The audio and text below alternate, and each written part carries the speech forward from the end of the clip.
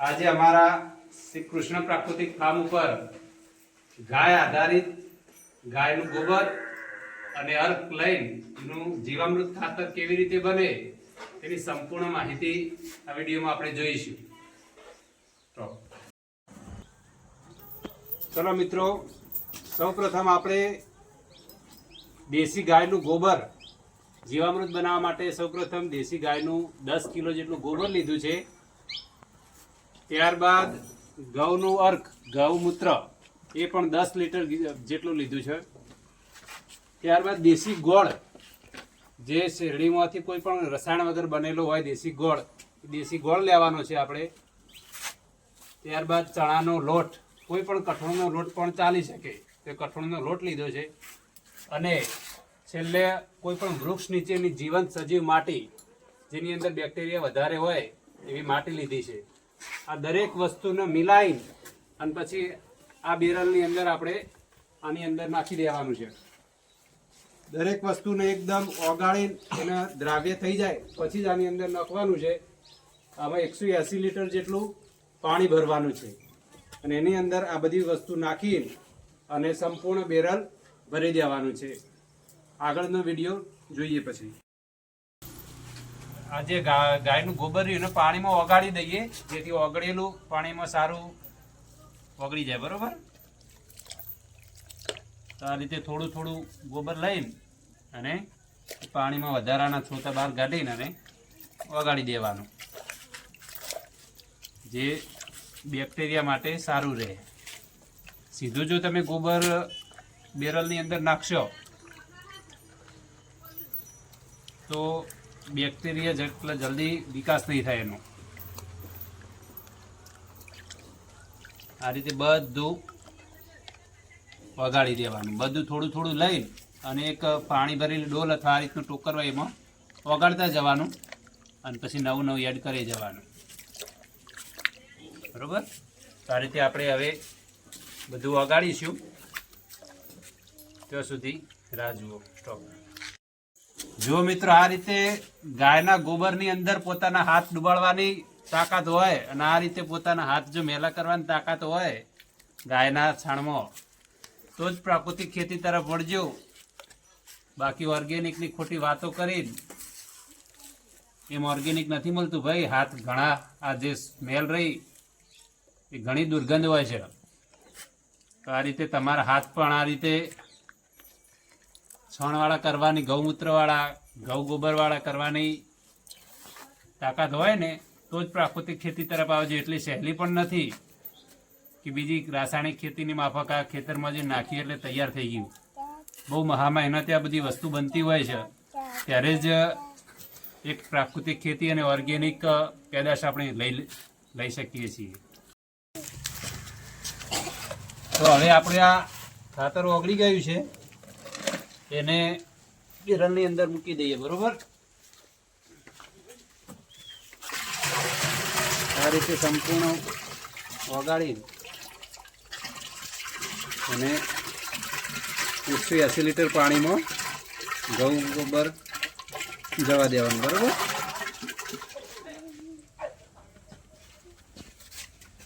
ગૌમૂત્ર અને ગોબર બે તો આપણે ભેગું જ ઓગાળી દીધું છે. હવે ચણાનો લોટ જે 1.5 કિલો જેટલો લેવાનો હોય છે એ પણ આપણે ઓગળી અને સરસ થઈ ગયો છે, તો એને પણ આપણે બેરલની અંદર નાખી દઈએ. ચલો,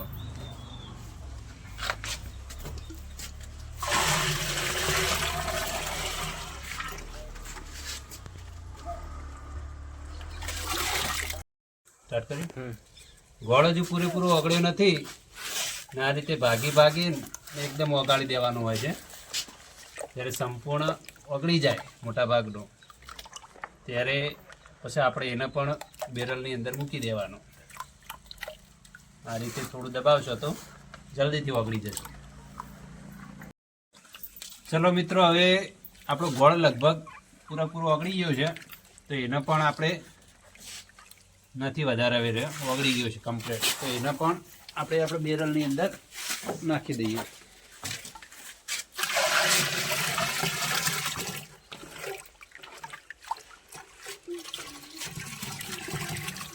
આ રીતે વગાડેલી વસ્તુ હોય દરેક એ જલ્દી અંદર સારી રીતે કામ કરે.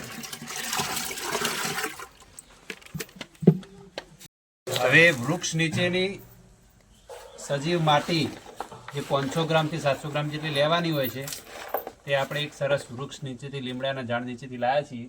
એની અંદર પાણી નાખીને અને એને પણ ઓગાળી દઈએ.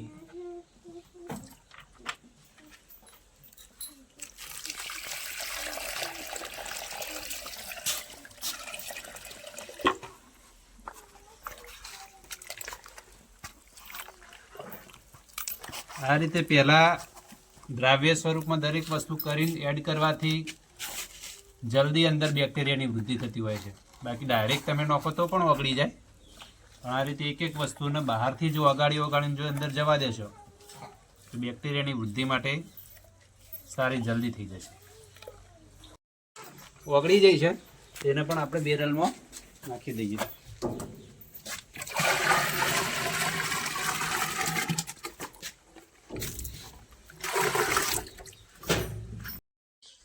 ચલો મિત્રો, તો આપણે દરેક વસ્તુ હવે આની અંદર એડ કરી દીધી છે.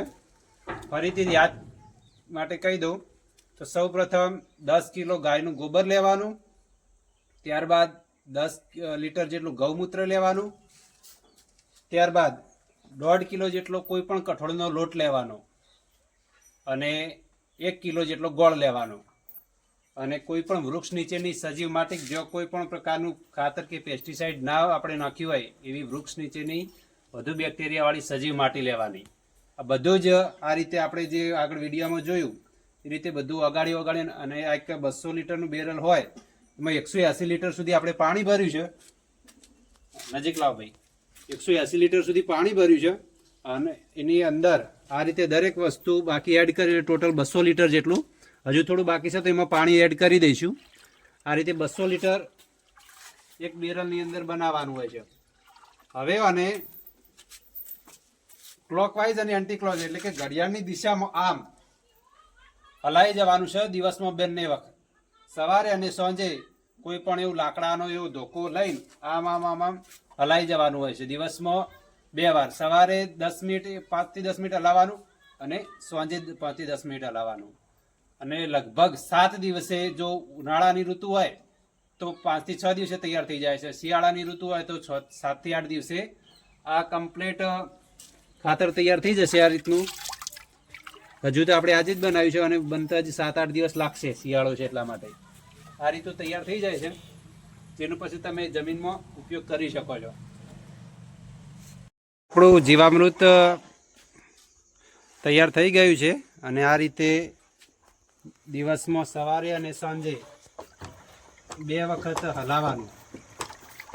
દિવસમાં સવારે સાંજ 2 વખત આ રીતે ઘડિયાળની કાંટાની દિશામાં હલાવવાનું. 7 દિવસની અંદર તૈયાર થઈ જશે. બરાબર.